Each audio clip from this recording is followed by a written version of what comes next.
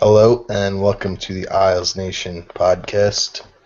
I'm IslesNation. You could call me Pete, and I'm joined by Carey Haber and Mike Rankuski. How are you guys doing today?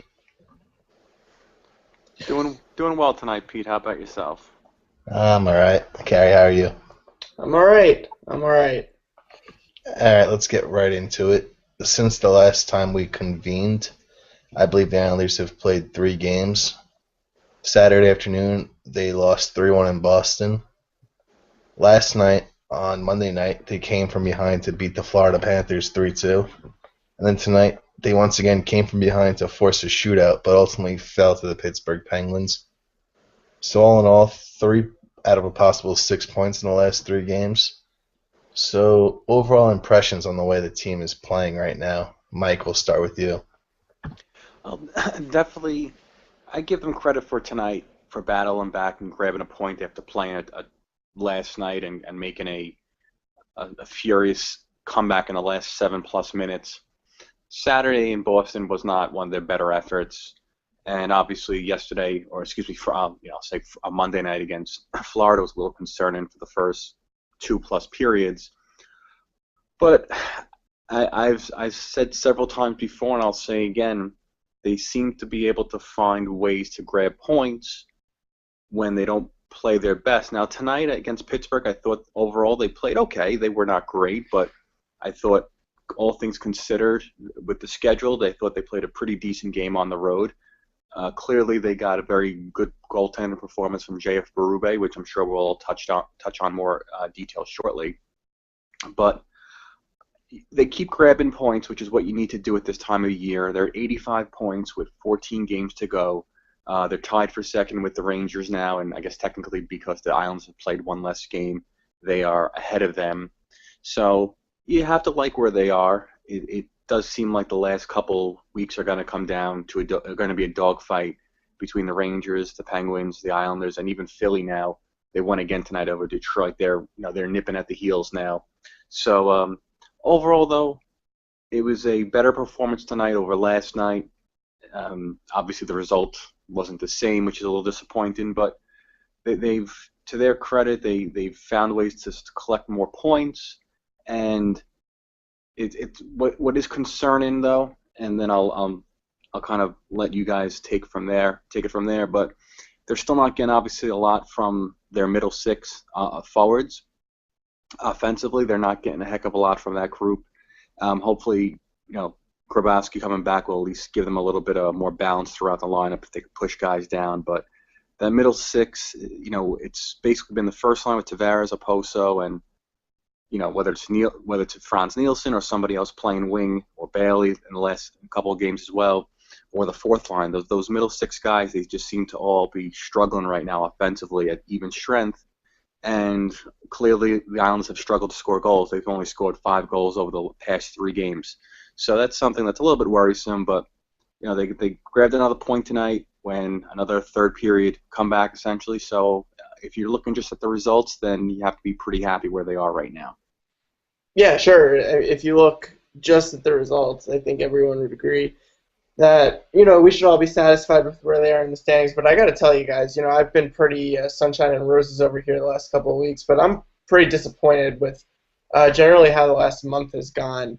I'm finding their play to be extremely uninspiring, and I think that they're simply getting by on the fact that they're one of the more talented teams in the league. And ultimately, I'm not convinced that this is going to translate in the playoffs. I have a lot of doubts with how the team is playing right now. There's guys that are playing way more minutes than they should.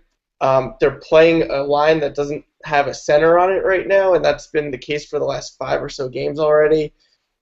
These are all little things, yes, but it's all contributing to the fact that for almost a quarter of the season now, this team has been basically playing at a negative possession. And while they are getting the results right now, I am completely unconvinced that they will get those results in the playoffs against teams that are going to be better than the teams that they've been playing on this stretch, the teams in Western Canada and whatnot. So where I am right now is, the team has, 14 games left.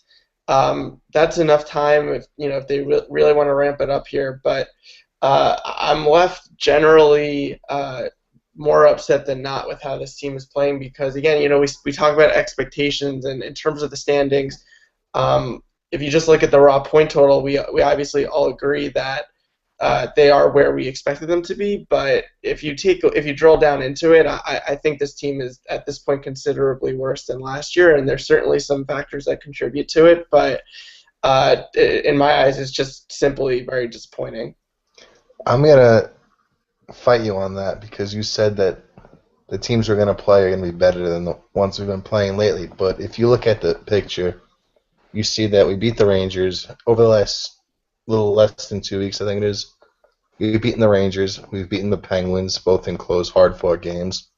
We lost to the Toronto Maple Leafs, who are not making the playoffs. And then we were in a one-goal game with about a minute left against the Bruins on Saturday, and a game we barely showed up for. It was still a one-goal game up until the final few seconds. We came from behind to beat a playoff team yesterday in the Florida Panthers, and we came back and fought to tie the Pittsburgh Penguins, and there's no 3-on-3 or a shootout in the playoffs. So once again, we don't know how that game would have turned out in a playoff-like atmosphere and situation. So, I mean, yeah, I don't like the way they're playing right now, obviously, because I want the team to play the way they played most of last season, because that was, fun to watch and exciting to watch, and you honestly felt like this team was elite when you watched that team play. So, yeah, I'm a little disappointed we're not seeing that, but at the same time, as Mike said, this team is finding a way to win close games, and I mean, if you think back 2 or 3 years, this team was finding a way to blow a lead in the third period almost every night. Well, their goaltending is much improved at this point. I think I would feel pretty safe in saying that this team is over reliant on goaltending right now. No matter who's in net, whether it's Greiss or Halak and tonight Berube, they've just gotten largely astounding performances from all three of those guys all season, But you're paying them to do that. That's also you can't just discount. Well, they got good goaltending, that's why they're winning. Well, that's why you're paying these guys and why they're on the team is because you expect them to perform well. So I understand where your point of, well, we haven't played as well as we have last year, but also last year we were hemorrhaging goals for a playoff team. We I think I don't have the numbers right in front of me, but I think we were in the bottom half of the league in goals allowed. Obviously, our penalty kill was not very good. So this year they've played, I think they made more of a concerted effort to be a little more conservative. And yes, I understand they haven't generated as much chances, but I also don't believe they've given up as many chances compared to last year. And I think they've not to sound cliche at all, but I think they're essentially learning how to play in these tight games, and they're learning how to win. Now, I would love to get a better performance from their middle six forwards especially. Clearly, it's tough to rely on just 2 lines in the playoffs to do all your damage, which is what they've essentially been doing the last couple of weeks, it seems. But I always take a little bit of I don't know if offense is the right word, but that when people kind of say, well, they're only winning because they're goaltending. Well, but that's that he's part of the team as well. The goaltend, you expect to get good goaltending performances, and I think, as Pete mentioned in his rant a little bit before that, they, last year they probably would not have won some of these games that they've managed to win over the last several weeks by coming behind late. So I think there's something to be said about that as well. There is, I agree, but I think ultimately, we're looking big picture when we talk about, I think, this team at large. Like, we all agree at this point this team is going to be in the playoffs. So at that point, it's, okay, well, how well can you do in the playoffs? And, I certainly think it's possible that the Islanders win a round, no matter who they play. I wouldn't discount that. But I don't see this team as legitimate Stanley Cup contenders because they're just missing a whole lot from the skaters than what's necessary, I think, to win. And it's not, we can count 10 guys, I think, who have not had a good season this year compared to last year. Ultimately, does that fall on Capuano? Does that fall on the players? Does it fall on Snow? Does it fall on everyone? I'm of the mind that it likely falls on everyone. It falls on the Barclays Center. Either way, it's a real problem. So, I think when there's this much of a an overall downgrade in play by a lot of different players. I think that to me is a much bigger problem than the goaltending being good, because we've seen it. We've seen teams that have elite goaltenders lose in the playoffs because the team in front of them isn't very good. The team that I actually find the Islanders that I think they most resemble is last year's Rangers. And yes, the Rangers had a lot more success in terms of standings points. I get that. But when I watch this team play, it reminds me a lot of that team, where they are very good in stretches, but they rely an awful lot on their goaltender. And ultimately, I'm just not sure that that's going to be enough for them to truly make a deep run in the playoffs unless something changes. At the same time, how many teams actually play a high-octane type of hockey these days? I mean, Chicago does, but at the same time, in the playoffs, they play grinded-out hockey most of the time, and that's how they win. I feel like the team in the NHL that most plays like a fire wagon brand of hockey right now is the Dallas Stars. And I don't know about you guys, but I don't think they're dangerous at all in the playoffs. One, mainly because of their goaltending and defense, but that type of hockey doesn't work in the playoffs most of the time. So yeah, I think right now we have the best top six. Well, if I will put a caveat, if they play Ryan Pulock over Brian Straight in the playoffs, which at this point we don't know what will happen based on Capuano's track record, but if assuming they go with that top six with Pulock in there instead of Straight, right now their goaltending and their defense is as good as it's probably been in over a decade. And not to say that automatically means they're going to have playoff success, but they haven't had this type of stability on the blue line in such a long time, where as Pete mentioned, like I said, they don't play the style like Dallas does, the up and down, pond hockey type of hockey. But I don't think Dallas is going to be long for the playoffs, especially if they get into one of those first round matchups with either St. Louis or Chicago. So I would love them to score more. You say you'd love them to score more, but they still like top 6th or 7th in the league in goals per game. So it doesn't look as pretty as it did last year, but I think it's proven so far that it's been as effective, if not more so. Well, I agree with you guys that I'm not sold on Dallas as a real contender either, and I do think it's because they are very, very extreme in how they play. And to be honest, I'm not necessarily even asking the Islanders to play like that. I do think there is a happy medium between where they are now and a team like Dallas. I think two teams that really most resemble that are the teams that were in last year's finals, Chicago and Tampa. I find that both of them play a pretty aggressive style, but they also clamp down in the neutral zone extremely well, and that's more or less how I think the Islanders should play. And it's funny, but the way that I think the Islanders' progression has gone is they went from Dallas to trying to be a team that's overly trying to clamp down in the neutral and defensive zone. And I don't know. I'm not necessarily against the fact that they've sacrificed like goal scoring, because like we've said, I think they're an extremely talented team, and that's proven itself out, even dating back to like 2011-12 when they were in the top half of the league in goal scoring. Like they've been a very high caliber offensive team for a long period of time now. I just, when you're giving up as many chances and as many shots as they are, that's where you become reliant on the goaltending. And I'm not trying to – I don't want to discount the goaltenders on this team because they've played way above expectation, in my opinion. All three of them have been phenomenal this year, holistically. I find it very hard to believe that a team like this in 2015-16 is going to be able to win the Stanley Cup. That's really where I come down on it. I think it's reasonable to expect them to win a round or two because they clearly have the talent to do it. But over the course of 2 months, I'm just struggling with that, and I guess that's why I'm disappointed. Not holistically, like it's obviously a success to be in the playoffs, and it would be a success to to win a round or so, especially after the last 20+ years. But I went into this year, you guys know this, I went into this year thinking that the Islanders were a legit Stanley Cup contender, and I'm just finding them not to be that at this point. Were they, when the playoffs rolled around last year, were they a legit Stanley Cup contender at that point? I really thought they were.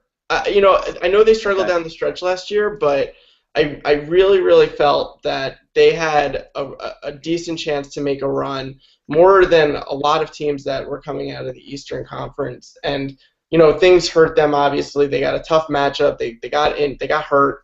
That all sucked. But healthy, I legitimately thought the Islanders last year were one of the top 5 or 6 teams in the NHL, and this year I find them more in like the And yet they were hemorrhaging goals, and they had a terrible penalty kill. So I'll be honest, right now, between the two teams, between last year's squad and this year's team, I would feel more comfortable and I would feel more confident that the team right now can make a deep run as opposed to last year's team. And I think part of it is last year they got off to a flying start. And obviously, as you mentioned, they struggled down the stretch. It seems right now, and again, there's still 14 games to go, and a lot could change. But they're playing, I think, a better fundamental game. I think their special teams has overall been pretty good, even better than pretty good, and the goaltending appears to be pretty solid. Whether it doesn't matter who's in net.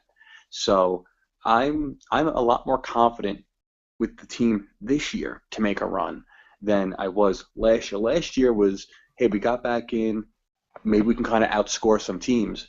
This year I feel like, well, we maybe don't have the offensive, the aesthetically pleasing offensive game that maybe people wanted to see from last year.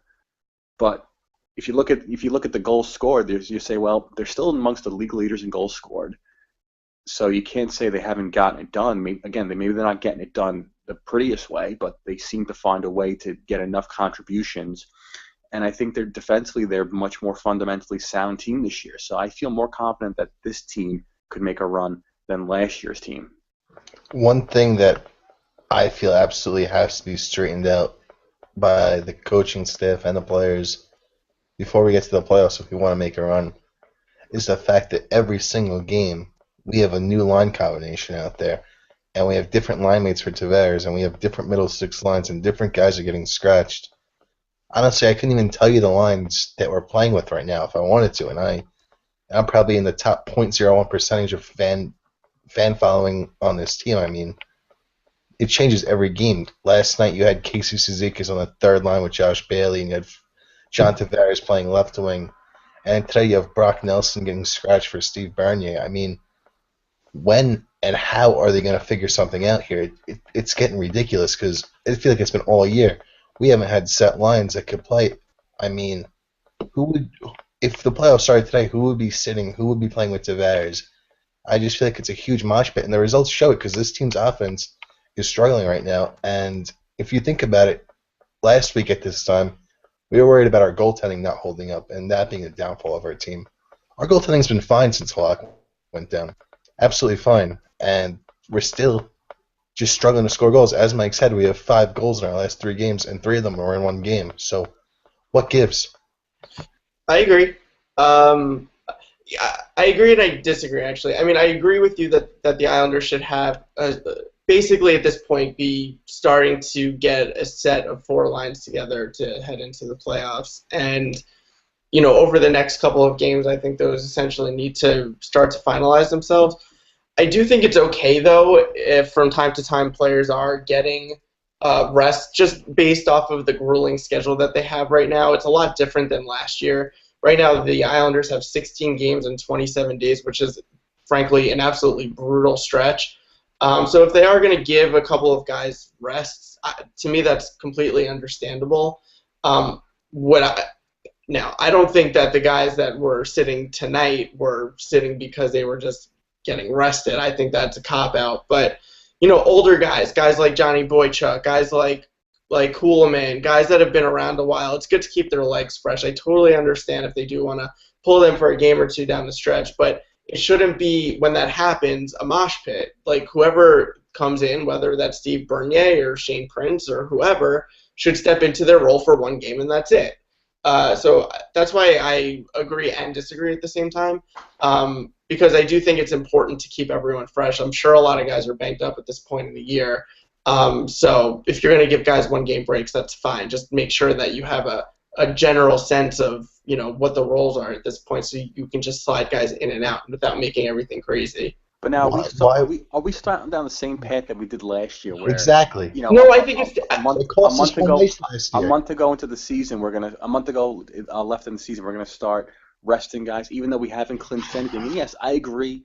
I'm sure the playoff odds we're at a 98% chance to make it, and barring some type of monumental collapse, will be one of the one of the representatives come April. But we did the same thing last year, where we took for granted where we were, didn't think anything of it, and we started resting guys down the stretch. And the next thing you know, we were on the road for Game 7.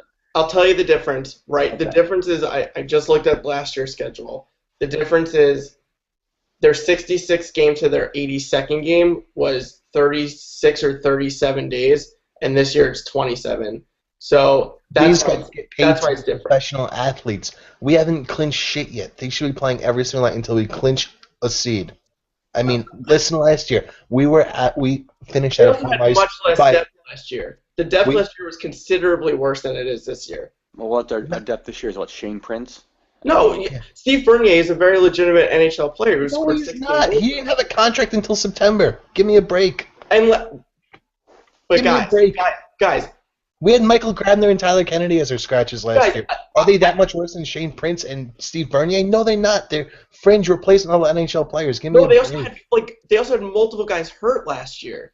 The difference between this year and last year is very simple, in my opinion. Yes, these guys are capable of playing 16 games in 27 days. I'm not disputing that, but I don't think you're maximizing their potential by doing that. I think what you're potentially doing is burning them out, and I would imagine that they would want as many guys fresh as possible. I'm not saying you scratch 3 guys at night, but if Johnny Boychuk needs a night off on a back-to-back, or Nick Kuhlman needs a night off on a back-to-back, I'm not seeing the big deal there. You don't want to know what the big deal is? The big Lane deal. Vigneault having last changed in a Game 7. Yeah, that is going to be the big deal, and the big deal is exactly what's going to happen. Johnny Boychuk, he's 31 years old. He's not Magnus Zidlicki, where he's 38 years old, and you need to manage his minutes. Nikolai Kuhlman, again, I think he's probably about 31 or 32 years old. Again, he's not a 39-year-old forward where he's about to fall off. If he plays in a couple of games in a row. I don't think either of these guys are. I don't think either of these guys are difference makers to the point where they're going to be costing points. Well, that I'll disagree with 100% on Boychuk. And I know you'll tell me about his analytics this year, and that his Corsi's down, and his possessions down, and all that great stuff. But he is unquestionably one of their top 4 defensemen. He plays. And to me, he does. There's a reason why this team, when he was out of the lineup, struggled, and since he's been back, what are they, something like 12-3-3 or something along those lines? You can't tell me that's just coincidence that they've all of a sudden started playing better when Johnny Boychuk got in. No, I'm not. I'm not saying okay. that. But let me ask you a question. Yes. If Johnny Boychuk plays 13 games instead of 16 games, how many points do you think the Islanders are realistically sacrificing? Probably not even 1. Well, that's again. That's just completely arbitrary, because I mean, you're saying, first of all, there are 14 games left. So you're saying that he should sit 3 of those games, so he should only play 11 of the remaining 14 games. Yeah, let's say he does. How many points let's say you don't play him against Buffalo, Columbus in the last game of the year. Do you really think you're sacrificing that much? Do you know what you're doing? Yeah, you absolutely, because you're putting a guy like Brian Strait in the lineup, who, again tonight, just seems to be completely lost out there. And I'm at the point, I don't even blame Brian Strait. He is what he is. He's not a good hockey player, and I think we can all agree on that. But that's on the coaching staff. Who's putting these players in a position not to succeed. Well, I agree with that.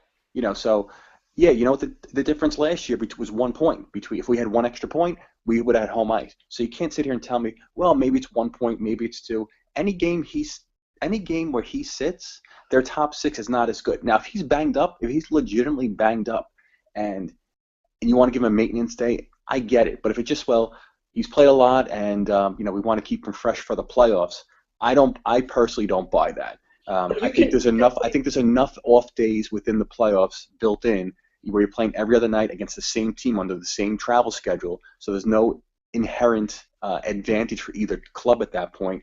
Where until they're firmly locked up into whatever seeding they are, whether it's the 2 seed, the 3 seed, the wild card, or whatever, I'm playing my best.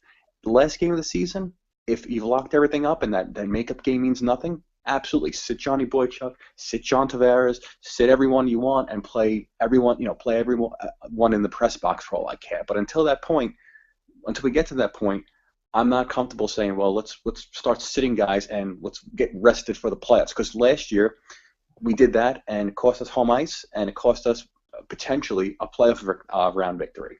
Yeah, but you can point to so many points during the season. You could point to Halak not being able to make a save in a shootout. You can point to the Islanders giving up a goal against Colorado with 2 minutes left in the game. Like, there's so many aspects over the course of an 82-game season where you lose a point that you probably should have gotten. Right, but now we're down to 14 games. So the first 68 are already in the books. You can't say, well, now we're at a point where we only have 14 games left, and you need to actually play to get those points. What's done, it's done. You can't sit here now. Well, they let up a goal late against this team, and they had the shootout where Halak let up 6 goals in a row, and yeah, that all sucks. But you still have 14 games to essentially make up for that. Right, but my point is if Johnny Boychuk or whoever, it doesn't have to be him, it's just an example. But if he's going to be fresher game 1 by not playing all of these games, like, I think that's way more important than playing him 22 minutes a night for what's now going to be 14 games and 25 nights. Like, that's just an insane workload on any NHL player. You don't get it, Harry. You don't get it, Carey. That is a difference between the Islanders playing Game 7 at home and a team like Pittsburgh or Washington or the Rangers playing Game 7 at home. We just talked today about how hockey is turning into a sport where one bounce decides a game. And you're going to tell me if we sit Johnny Boychuk, Thomas Hickey moves up to the top 4, and Brian Strait goes into the lineup. Brian Strait takes over Johnny Boychuk's PK spot. You're telling me that you wouldn't rather have Johnny Boychuk shadowing Jack Eichel on a penalty kill? Even if we're playing the Sabres, one of the worst teams in the league, you're having Johnny Boychuk shadow Jack Eichel on the penalty kill. No, my point is that I want as healthy of a team as I can possibly get in Game 1 of the playoffs. What does it matter if we're playing Game 7 at home? I'm using Boychuk as an example of an older player who's been hurt this year. The point is that, in my opinion, you need as healthy of a team as you can possibly have in Game 1 of the playoffs. So, yeah, I don't mind scratching a player or two if it means that they're going to be healthy Game 1 of the playoffs. I think ultimately that's what needs to be most important. I think having Game 7 at home would make a hell of a lot bigger difference than Johnny Boychuk resting an extra 3 hours. Because that's what a hockey game is, 3 hours long. Yeah, if you want to simplify it like that, I disagree. So you're telling me that home ice isn't a big deal? I really don't think home ice is as big of a deal as. All right, tell it to this Islanders team. Huh? Go back to April 27, 2015. Rewatch that game and tell me home ice wasn't a big deal. I don't think it was. I think the team played scared. I think they were nervous. I think they had no idea what hit them. I don't think that had anything to do with where they were. And the Coliseum crowd couldn't have impacted that at all? That's what I'm saying. I definitely disagree with that, Carey, because I think while they may have come out a little more timid if they had Game 7 at home, I think they would have, again, you can't prove it either way, but I think they would have been a little more. You can prove it because Game 6 was an elimination game, and how'd they come out in that one? But road teams have won Game 7 like 10 of the last 12 times. But again, we're getting to this the team was built on the passion from the Coliseum, and they played better at home. They should have won all 3 games at home. And if Tavares didn't break his stick on a faceoff, they probably would have. Yeah, but my point is that I don't think it matters because there is a long history of road teams having major success in Game 7. What I think hurt the Islanders in Game 7 last year is that they were inexperienced and had no idea what it was like playing in one of those games. I disagree fully because, as I just said, in an elimination game, which is pretty much the same exact thing, they came out in Game 6 at home and played one of their best games of the series. So I don't think you could judge based on a sample size of plenty of different teams across a wide variety of samples. When this team, last year, every single week there was a quote in the paper about how much they liked the fans and how much playing at the Coliseum meant to them. And you're going to tell me the fact that they didn't play Game 7 in front of that crowd rather than in Washington, that didn't make a difference? I think rushing one forechecker the entire game hurt them a lot more than where they actually were.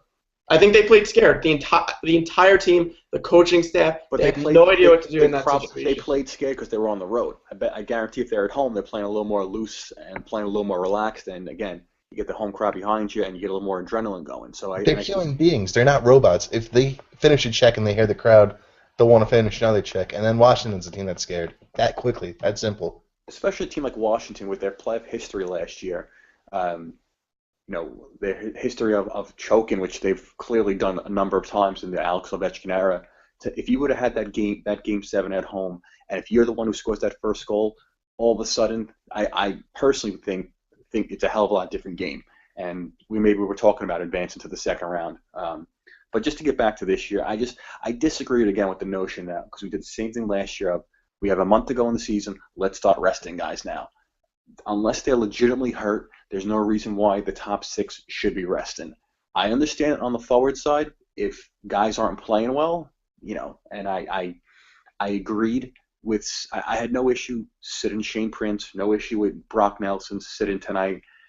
And I think next game you'll probably see Brian Strome sit. You may see Nikolai Kulemin sit. I have no problem sitting a forward or two in that middle 6 until the 12 best guys essentially emerge.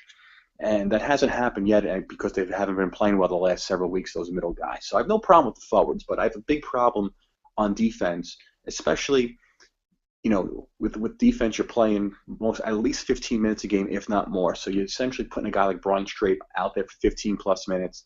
Clearly, especially if you're on the road, the other team, the coaching staff is going to see that, and they're going to try to get Sidney Crosby on the ice against you, or they're going to try to get Rick Nash on the ice against you. So I disagree with the let's start sitting guys and give them a rest on the end of a back-to-back until things are clinched. And right now, with everything so tight, I think home ice for this team would be huge. I would not start sitting guys in that regard until your playoff spot is locked up and your seeding's locked up. Especially since at the same time, if you look at our team last year, what happened? Hamonic suffered a freak injury on a tap of a hit. Lilian Visnowski got steamrolled in the playoffs and got concussed. And Calvin DeHaan hurt himself by a guy finishing a check in Game 4. What would if they rested the players down the stretch? All 3 of those injuries still likely happen. It doesn't prevent further injury. It's just minimizing your team in games that matter for seeding and positioning. So Sidney Crosby, look, you can't prevent injury, but if guys are hurting and they need a rest to be fresh. That's different. To say if someone's legitimately hurt, then fine, they absolutely should sit. But if it's just I'm kind of tired, I don't think that's not a legitimate. No, Mike, I think really like pretty much everyone on the team is banged up in some capacity at this point. But like let's move past that, because in the sense of like Sidney Crosby tonight, Pittsburgh had last change, right? Sidney Crosby at even strength tonight played 12 minutes and 11 minutes against Travis Hamonic and Calvin DeHaan. That was a matchup that Mike Sullivan actively apparently wanted. The defense pairing that he played against the least was Thomas Hickey and Brian Straight. So this is why I'm not necessarily like overly concerned with the matchup game. I think it matters to some degree. I do. But ultimately, if your coach or the opposing coach isn't even going to try for the right matchup, then it kind of makes the whole point moot. That's why I'm less concerned about home ice. I mean, hopefully opposing coaches will tell us before the game who they plan to match us up with, so we can plan our D accordingly. But dude, I'm literally looking at what the shift chart was tonight. I mean, go back a week. Alain Vigneault plays Dan Girardi against John Tavares, and he thought that was the right matchup. It's silly. These guys, I don't think are. These guys have guys that have roles, and they're going for the matchups that they feel is right. At the same time, all it takes is one shift late in the third, tie game, and we're on the road, and Cappy sends Brian straight out there and out over the boards. Poor Sidney Crosby. That game, can happen set, at home serious too. Match. That can absolutely happen at home too. Right, but you still whether only on an icing, or else you control last change. But back to the point of Crosby played a lot of his shifts against Hamonic and DeHaan. So you're still putting straight up against in a spot. He's still playing tonight, and guaranteed whatever forward line he's playing against will probably have the better of him. I don't have the advanced numbers in front of me, but I would guarantee Brian Straight was probably a negative possession numbers tonight. If I'm wrong, of course he was, but why are you essentially advocating for them to put themselves in a worse position? Wouldn't you want your best 6 out there? Wouldn't wouldn't you rather Johnny Boychuk out there playing 19 or 20 minutes a game? I have no problem if you want to tell me instead of Johnny Boychuk playing 22, 23 minutes a night down the stretch, we're going to limit him to 18 or 19 minutes. I'm fine with that because that's still 18 or 19 minutes better that he will most likely give than Brian Strait would give. And that's, I think, at this point, unless you tell me there's another defenseman coming up that we don't know about that's going to, tear it up essentially and really give a boost to this team, that's the alternative right now. And I don't think it's a good alternative for this team. But I'm not saying that Brian Strait is better than Johnny Boychuk. My point is that for one game, it's probably not a big deal. If this becomes like a 5-game thing, then of course, like it was last year with Calvin DeHaan, like that was a big deal because ultimately the way that it was set up was that he was playing huge minutes with Travis Hamonic. That's literally not what I'm saying. I'm saying he comes in, plays favorable matchups at home. It's really not going to kill you over the grand scheme of things. The guys that he played against most of the night straight, Brian Rust, Matt Cullen, Tom Kuhnhackl. I mean, if that's the matchups that opposing coaches are going to put out against Brian Strait, I don't see this as a huge deal at all. And Ryan Pulock, I think, has been good enough where is very capable of going up on that top pair with Nick Leddy and playing against and having the challenge of playing against top 6 players. So I'm not convinced that you lose much in a 1-game sample. You talk about 10 games, 15 games, yeah, of course. I mean that's brutal, but we're talking 1 game at a time to give the guy some rest because he's banged up or whatnot. I'm not seeing that as a big deal. I agree, Mike. If they're not banged up and they're completely fine, they should be playing. I'm just not sold that anyone who's played 60-plus games in the NHL this season isn't banged up in some capacity. Game is way too, there's way too many bodies along the boards right now for anyone to be completely healthy at this point in the season. It's a part of the job description. Once again, we are the only team who thinks it is correct to start resting players with a month left in the season and nothing at all clinched. I mean, Washington clinched the playoffs today, and for all intents and purposes, they clinched the conference in January, and they still play their players every single night. So, I mean, I don't know why this team thinks they could reinvent the wheel. But yeah, and Carey, back to one of your original points was, you say you want to get some continuity on the forward groups going, at this point with 14 games left. How do you plan on doing that if you're advocating for them to essentially shuffle guys in and out of the lineup on a nightly basis just for the sake of, well, we want to keep so-and-so fresh for the stretch run? At some point, you just have to say, if you really want to have some type of continuity in the forward group or the defense pairing group, you need to just say, here's my best 20 guys, and this is what we're gonna roll with. And yeah, if somebody gets hurt, clearly change them, or if somebody's struggling mightily, clearly bench him. You have that option to do so.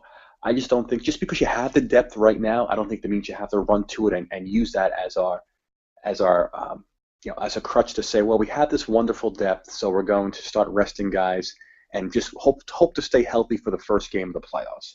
At that point, why not rest John Tavares then, if that's the mindset? Why not rest Franz Nielsen, who probably is the forward who probably most needs a rest because he's the one who gets his ass kicked every night, essentially. Yeah, so why not? If he's banged up, why not rest him for 1 game or 2 games? Is it really, again, I'm not saying you drop 5 guys every game and be like, well, we'll see what happens. I'm talking about strategically planning days where you take 1 guy out of the lineup. This doesn't have to be an every game thing. I'm looking at the schedule. There's a lot of games where they should be playing a full lineup. But March 31st, at home against Columbus. April 9th, at home against Buffalo.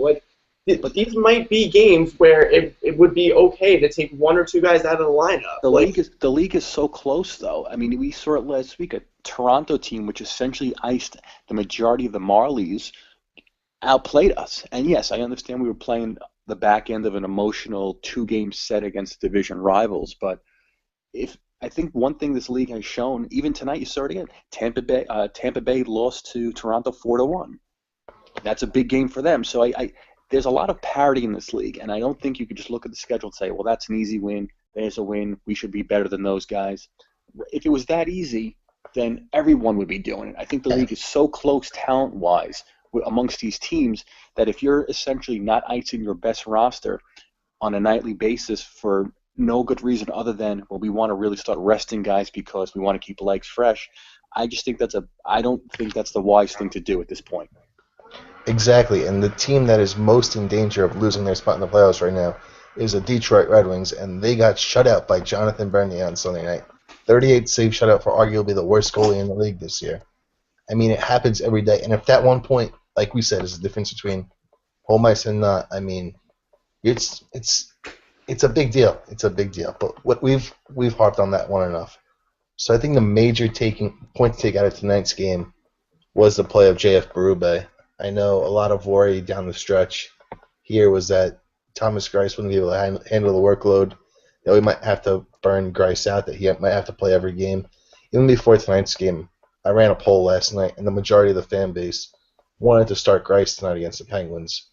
Capuano went against that and started Berube, and Berube was brilliant tonight, especially in overtime. He shut the door, made 7 saves. I feel like 5 of those were huge saves by Berube, and he pretty much got us a point and brought us to the shootout where we had a chance to win a skills competition. And unfortunately, once again, I feel like Franz is overthinking his move at this point, and Kyle, I don't know, Kyle's attempt pathetic, and of course JT cannot score in a shootout for his life. So, but yeah, other than that, I mean, Berube proved today that if the Islanders need to rest Greiss, Berube can get the job done. I mean, he played pretty well in his first 2 starts. He wasn't awful. He basically gives the team a chance to win every time he's in the pipes. So I think that was a major takeout of tonight's game. What did you guys think of Berube? Awesome. Just absolutely awesome. Like, I was in favor of starting him because I think, you do have to keep Greiss. You got to make sure he hasn't played this workload in a while. Like, it's important that he's fresh and whatnot. But, I mean, Berube was just awesome. Like, you want to talk about inspiring confidence in your coach, your teammates, fans. Like, he was just fantastic tonight. I think first period, he was fumbling some rebounds and stuff. But as the game got on, he just got considerably better. I think that was a huge confidence booster for him playing against a team like Pittsburgh, making some huge saves on some pretty fantastic skill players on that team. So what it does is it gives the Islanders a little bit more flexibility maybe than they had originally anticipated. And, yeah, I mean, you don't want to draw too many conclusions based off of one start. But after 3 games, I think you see why the Islanders wanted to hang on to this guy throughout the entire year. And, yeah, I mean, I think there's clearly some potential there, so it'll be interesting to see how they, use both goalies down the stretch and obviously what they do over the summer. Yeah, I know it was definitely, as Carey mentioned, the first period was a little bit nerve-wracking, I'm sure, for him and the team. He definitely fumbled a few pucks, seemed to lose sight of it a few times, but he got better as the game went on. He made a couple big saves. Obviously, I think the team overall did a pretty nice job in front of him, in regulation anyway. And then obviously overtime where we just completely got worked over, he was fantastic. So a lot of kudos to him. He came into a really tough situation and on the road against a division rival in the middle of a playoff race, and he let up 1 goal. So I don't know what else you can ask for. And it is only 1 game, it's one recent game. I know we had 2 earlier ones. But it's definitely, it gives you a little more, so as Carey said, some flexibility going forward. And of course, it should obviously give comfort to the coaching staff and the team that you think if you put him in, even in a tough spot or tough situation, he should give you a decent performance, and hopefully your team, you can score enough goals to win. But I thought he was fantastic tonight. And especially in the overtime, he essentially gave them the opportunity to get into the shootout with a really, really good performance in overtime. So full marks to him. If he gives you that type of performance on a consistent basis, then you have another solid tandem for the last 14 games here, and maybe he plays 4 or 5 more down the stretch. Mike, I know earlier in the day off the air you wanted Greiss to start tonight's game, and I'm not trying to call you out, obviously, but no, I absolutely did. And was there a reason for that? Was it lack of confidence in Berube? Was it? Yeah, well, no. Part of it was I figured it was a division game against obviously the team that's right on your heels. I thought Greiss played very well yesterday. I thought you could have got Berube into a game on, obviously over this road trip, either in Nashville or Dallas, out of conference opponent where while you want to try to win every game, if you're going to lose any games down the stretch, you prefer to be to those Western Conference teams. So, and I thought Grice, for the most part, even though he has been playing more, I think he's actually gotten better over the last week plus, where he's been the number one. I think he was struggled a little bit in Toronto. I think he played better in Boston, but not great. I thought he played, and then I thought last night against Florida, he played very well, and obviously gave them a real chance to win and come back in the third period. So I actually thought his game was improving with more games played, but I understand you have to get Berube in. You're not going to run Grice out there 14 straight games or 15 straight games, whatever the exact number would be. So, yeah, I was definitely upset with the initial move, and when it came out today at about 5 o'clock when Cappy said that he was going to go with Berube. But I had no problem eating crow right there. He proved he played a great game. Hopefully he'll have a few more of those in his pocket as well. But yeah, I definitely wanted Grice to go. But as the game wore on, Berube definitely started to give me a little more confidence that he could at least give them an opportunity to stay in the game until the offense eventually scored late in the third. Two scratches today that I wanted to touch on more in depth were obviously Ryan Pulock, and we had this discussion a few weeks ago about Cappy seeming reluctant to play him in big matchups on the road, and that trend continued today, obviously a big game. And Brock Nelson, who last year in the playoffs, I believe, was scratched a game, and he struggled down the stretch and into the playoffs, of course, last year, and he's disappeared over the past few weeks again this year. So those two players, are you worried about, one, Capuano's usage or being scared to use Pulock? And two, Brock Nelson fading down the stretch for the second straight year. Is he the Brett Gardner of the Islanders? I hated the decision to scratch Pulock. We just obviously had a huge conversation about rest, but I know that was the cop-out that he gave tonight. I find that to be, to put it frank, crap. I do think he was scared to use him, and I don't know why. I actually think Pulock has been one of their best defensemen over the last week or so. I think he's been fantastic, actually. I don't get that at all. So, for my money, he should be in the lineup every game through the end of the year, and obviously it's the playoffs. As far as Brock Nelson goes, he's a really confusing case because, the possession numbers say he's been pretty good lately, but he also has 1 point in 12 games, and that's not what he's being paid for. So I don't really, again, I don't really have a problem with scratching him for one game. I think ultimately, you watch him play, he's a very perimeter player. He sometimes tries to get his hands dirty, but it's not his style, and that's okay if he's scoring goals. But when he goes on these really long cold streaks, it can be really tough to watch. I think he's still somewhat developing as a player, with this being only his third full season. But this is something to, I think, keep an eye on going forward, where we are with him, because I think he's a very capable player. I think if anything, he's above average at this point. You don't score 22 goals or whatever it is by being bad, but at the same time, this is the second year in a row where the offense has just gone away. Down the stretch. So it's something to keep watch. I don't know if it's a conditioning thing maybe or what, but I'm hoping that the Islanders have at least somewhat identified what the problem is and are working with him to rectify it. Yeah, I was confused why he would sit Pulock tonight. I thought Pulock has been playing very well lately.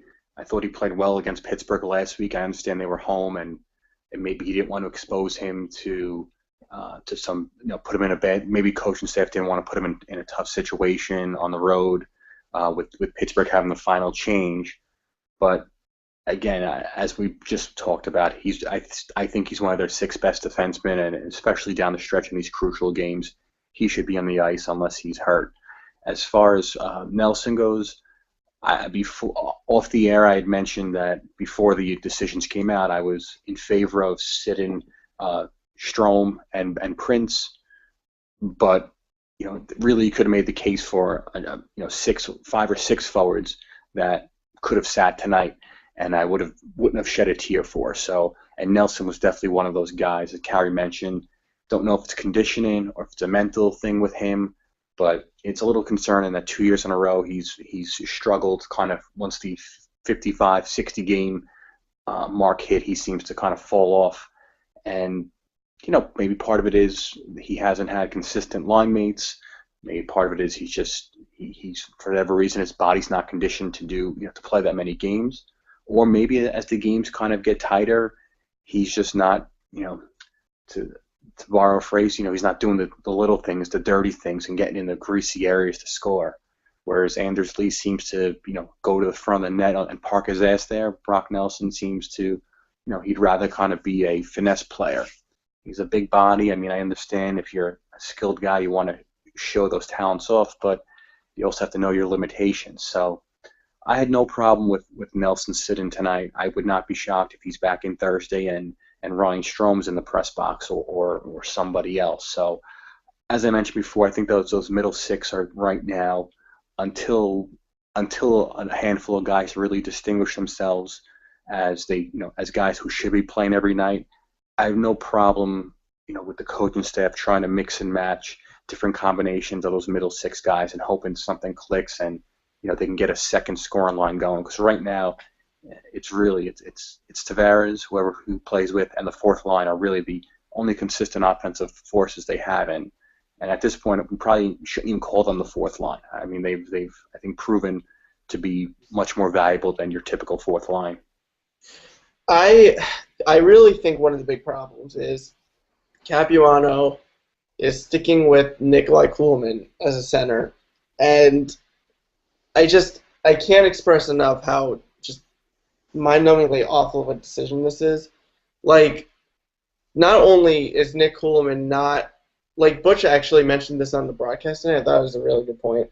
Kuhlman's first steps are not fast. Like, he takes very long strides when he skates. And if you take a look at the three and, frankly, more centers on this roster, all of them have very, very fast first steps. Tavares is not the most fleet-of-foot guy, but he's very quick on the first step. Nielsen and Cizikas, we know. And Kuhlman just doesn't have that because he's a wing. So they're already kind of behind the eight ball that way. And then you put guys with him. You're kind of shuffling Anders Lee and Prince and, I don't know, there's a bunch of guys that have played on that line. And none of them have a real chance to succeed. And it's all of them, really. Like, he's, I think, sacrificing Kuhlman and whoever is playing with him on that line because they can't get the puck out of the zone. They can't generate offense because, again, Kuhlman is a wing. And a lot of times they find themselves chasing, which tires themselves out, tires out their teammates on defense. I just see nothing really positive. And we said this after one game, and I think that was more common sense. But now there's, like, real data behind it after 5 games, and nothing – there's literally nothing. Eye test, stats test, whatever you want to say. There's nothing that would deem this as a successful experiment. So you have, like someone pointed out, there's a ton of centers on this line or on this team, and there are. So maybe it's time to actually play them at center.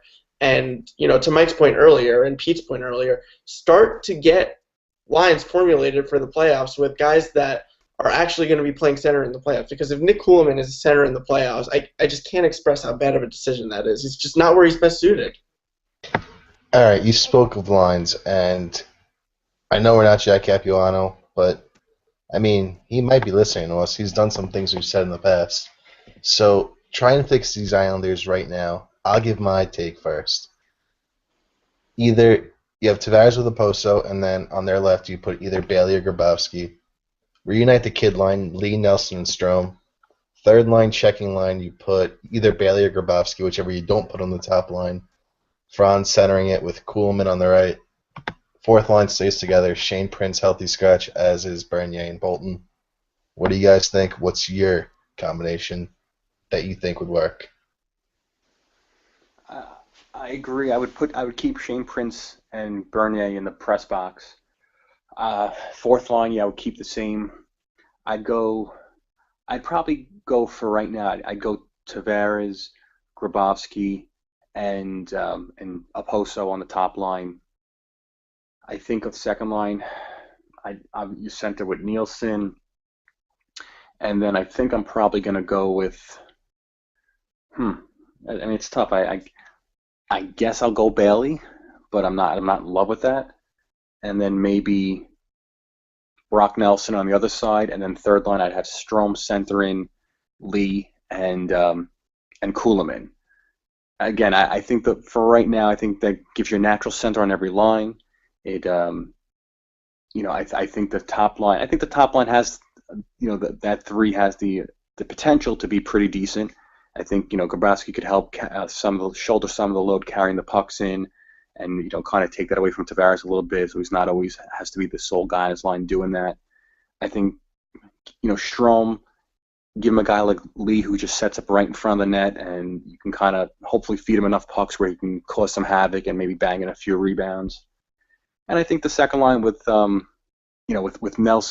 Nelson and Nielsen and Bailey, I think it kind of hopefully have two natural passes in Bailey and Nielsen that allows Nelson to really just kind of set up and hopefully in a spot in the slot where he can kind of get a shot off and hopefully get him going a little bit as well. I'm going to throw out some crazy ideas just to be different. So the first line, I think it should be Tavares and Oposo, and the thing that really worked at times this year is Brock Nelson on that left wing, so I would try that again because ultimately I think that puts Nelson with the best chance to succeed, which, again, after 2 seasons, I think they have to try that down the stretch, and if it doesn't work, obviously, you still have a little bit of time to readjust. The second line, I would stick with another line that was fairly successful at the beginning of the season, which was Nielsen, Lee, and Bailey. It's not my favorite line, but I think the 3 players complement themselves, and I think they're pretty good, all things in all 3 zones, all things considered. The third line is where I would start to get a little bit, I guess, crazy. I would actually do Kuhlman, Grabowski, and Clutterbuck. And I like this as a defensive line with guys that have some ability to chip in offense. I think this is a line that you would want against other teams' top lines in the playoffs. I know that's obviously splitting up the fourth line, which I'll get to. But I think that's a line that actually has the potential to be a really good checking line in the playoffs. And then the fourth line, which I think you guys may disagree with me on, I would do Martin Cizikas and actually Ryan Strome on the right wing. And the reason I would do that is Martin and Cizikas are obviously very, very good, suppressing shots, and they're a bit of grit, so to speak, to their games. But the one thing that I think that line could actually be better at is their offensive game. Casey Cizikas has actually had an under-the-radar, really strong offensive season for himself. And I think if you put him with Ryan Strome, I would try it and see if there's any,